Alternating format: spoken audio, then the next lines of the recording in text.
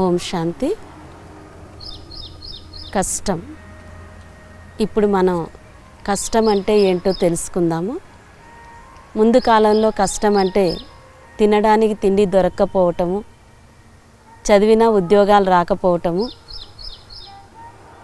భార్యకు భర్త పోరు, అత్త పోరు, ఆడపిల్లల పెళ్ళిళ్ళు, 6 కాలాలు కష్టపడిన రైతుకు పంట చేతికి అందకపోవడము, ఒక్కరి జీతంతోనే ఇంటిల్లిపాది గడపటం, జీతాలు సరిగా అందకపోవడం, ఇవి మాత్రమే కష్టాలుగా భావించేవారు.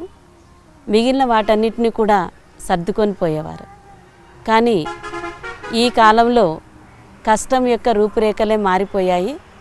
పరీక్ష తప్పితే కష్టం, అమ్మ తిడితే కష్టం, నాన్న కొడితే కష్టం, పాఠం నేర్పించే గురువు అరిస్తే కష్టం. అంతెందుకు, ఒక పిన్నీసు దొరక్కపోయినా ప్రాణం పోయేంత బాధపడిపోతారు. ముందు కాలంలో మనసు బలంగా ఉండేది కాబట్టి, చిన్నప్పటి నుంచి కష్టాలు చూసి పెరిగేవాళ్ళు కాబట్టి ఎన్ని కష్టాలు వచ్చినా వాళ్ళు తట్టుకునేవాళ్ళు. కానీ ఈనాడు మనసు బలంగా లేకపోవటం వల్ల ప్రతిదీ కష్టంగానే అనిపిస్తూ ఉంది.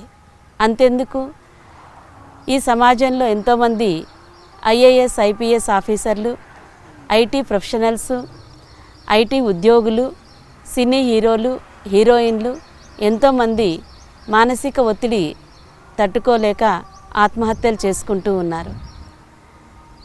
చాలామంది ఏమనుకుంటున్నారు అంటే, మేము కష్టాలు పడ్డాం, మా పిల్లలు కష్టపడకూడదు అని వాళ్ళు కోరిందల్లా తల తాకట్టు పెట్టైనా తెచ్చి వాళ్ళ కాళ్ళ ముందు ఉంచుతూ ఉన్నారు. కానీ ఈ తరం పెద్దలకు చెప్పేది ఏంటంటే, చదవండి, చదివించండి, కష్టపడడం నేర్పించండి. మీరు కష్టపడినా ఆ కష్టం విలువ తెలిసే విధంగా మీ పిల్లల్ని పెంచండి.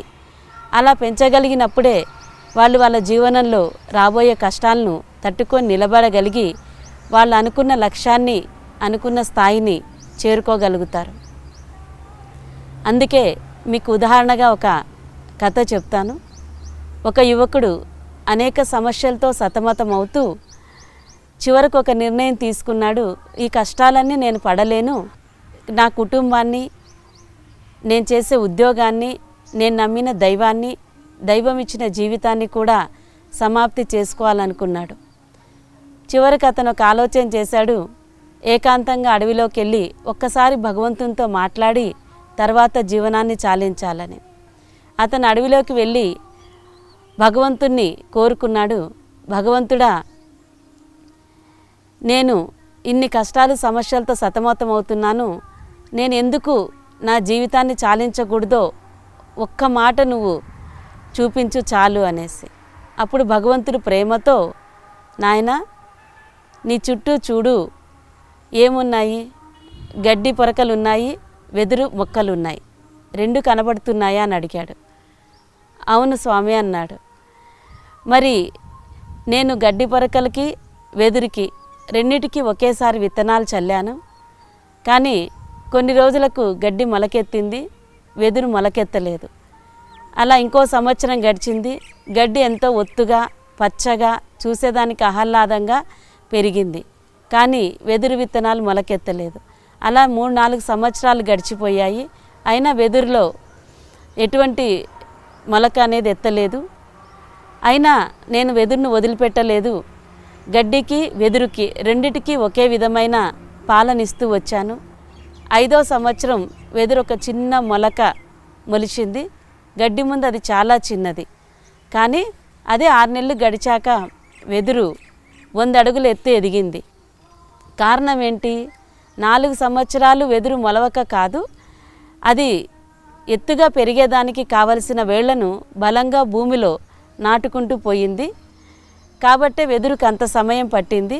కాబట్టి భగవంతుని సృష్టిలో అందరూ సమానమే. ఎందుకంటే 100 అడుగుల వెదురు నిలబడాలి అంటే దాని కింద వేళ్ళు బలంగా ఉండాలి. అందువల్ల దానికి అంత సమయం పట్టింది. కాబట్టి భగవంతుడు అందరినీ సమానంగానే చూస్తాడు, అందరికీ సమానంగానే పాలన చేస్తాడు.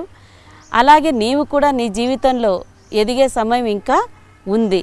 అందువల్లనే ఈ కష్టాలు, ఈ సమస్యలు అవన్నీ ఎందుకు వచ్చాయి అంటే నీ మానసిక స్థైర్యాన్ని, మానసిక బలాన్ని పెంచుకునేదానికి. కాబట్టి భగవంతుడికి అందరూ సమానమే, అందరినీ సమాన దృష్టితోనే చూస్తాడు.